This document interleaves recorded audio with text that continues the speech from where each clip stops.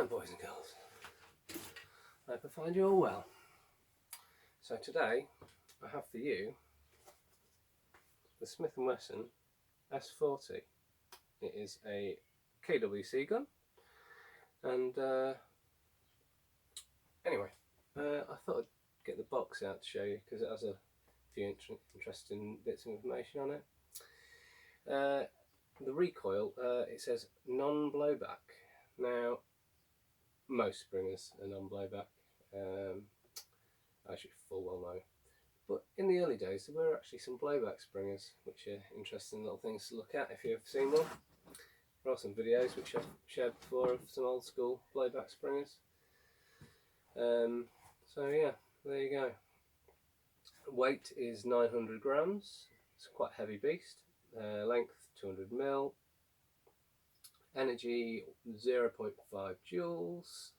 Material, it says it's heavy weight, this material. It's plastic with a good few chunks of metal in it as well, but the main body is plastic. Mag capacity is 12 rounds, and it tells you what code is, what the magazines it takes, but well, it's relatively uninteresting. So there we go. Yeah, the S40, it's a copy of a Smith & Wesson pistol, the Sigma. And the Sigma was famed for being a bit of a flop, and not only that, it was a copy, as you can kind of see, a copy of a Glock.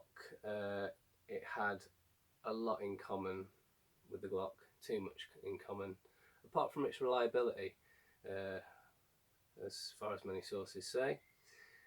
So it's an unreliable copy of a Glock. Smith & Wesson ended up having to pay Glock off from records. It's they didn't want to disclose the figure, but I imagine they had to pay Glock a fair amount of money. So in all, it was a bit of a flop. Anyways, here is the pistol itself. As said, it's very nice weight for a Springer.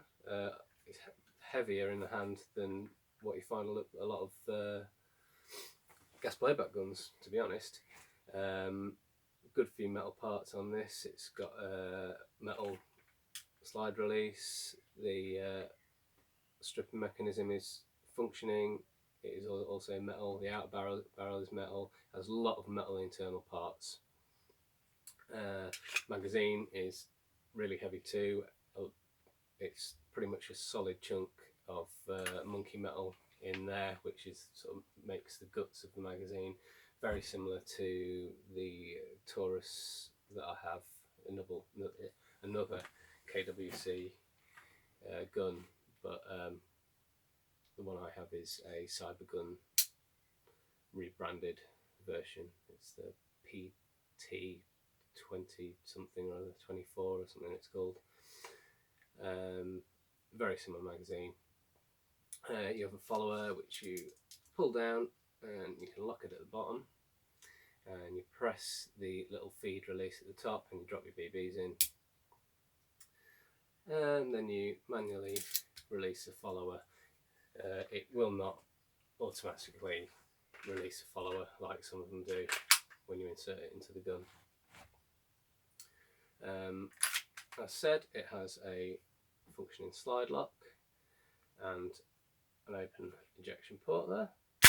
Nice return to the slide. It's got a nice little pop to it, nice and clean. It's not twangy. One thing to note, which is once again similar with the Taurus that I have, the feed system of the way these works, unlike the lipped type magazines like the TM magazines and things like that, what happens, because of the way the feed system works on these particular sort of new gen Kwc springers, if you're slow cocking the slide, it tends to stick around there, and then you have to push it just to get the round into the chamber. But if you either release it from empty or just let it go, it will chamber around fairly readily. You'll also notice it's a proper tip-in barrel mechanism, and it reciprocates, which is quite nice. I did used to have the gas blowback version of this, which is also Cybergun stroke KWC gun. It was the original one. It had a big CO2 magazine that stuck out the bottom. It was an absolute piece of junk. I fixed it quite a few times and managed to keep it running, but I ended up getting rid of it. But it'd be interesting to see what parts actually cross over, because I find the outer barrel and even the inner barrel setup very similar to the old gas blowback. So it'd be interesting to see what parts actually cross over from the two guns. As said, it does strip. What you have to do is just pull it back slightly, and you can pull out the back piece of the slide here, and then the stripping mechanism is as it should be in the correct position, and you just slide it off, and it all comes apart very nicely. I have fiddled with, there's the piston there. Oh, almost dropped the frame. I have fiddled with the hop in this, but it doesn't really seem to do much fiddling with the hop, to be honest. Unlike a lot of the other KWCs, the hop in this is actually quite easy to fiddle and get into, but it just seems to hop twos, whatever I do with it, really. I might have to fiddle with it a bit more, but yeah, it hops twos okay. It hops them about 25 meters ish, so not the best performing Springer, but to be honest, I didn't, I've got enough good performing Springers. I bought this one because I knew it had the slide lock on it, and it was a heavyweight gun, etc. I just thought it, would be a cool bit to add to the collection. You've got, as said, a fair few metal parts in there. You've got the a metal spring guide. I think it's metal anyway. Just check. Yeah, metal spring guide, metal inner barrel. Well, the chamber piece, and obviously some are plastic barrels, but it's got a metal barrel in it, metal outer barrel, metal spring guide, all the carriage and the trigger mech and stuff like that. It's all made out of metal.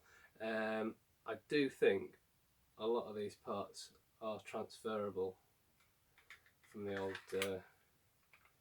gas blowback. But yeah, all in all, a nice feeling Springer. It's got your slide lock, and it might not be any performer, and it doesn't have the trades. It's just got the a little energy marking on the side, and the 6mm cal at the top, just up there. Also has the little unicorn on, which I have on somewhere. It looks like it's been laser etched onto the slide. I think these are done specially because of the unicorn, because it's the company where it's a German site where I order a few of these Springers, and I think they get them direct from KWC with their little logos etched on, and it's got KWC on the grip there. So yeah, I think that's about long and the short of it. Oh yeah, it's got some nice dotted sights, I might note.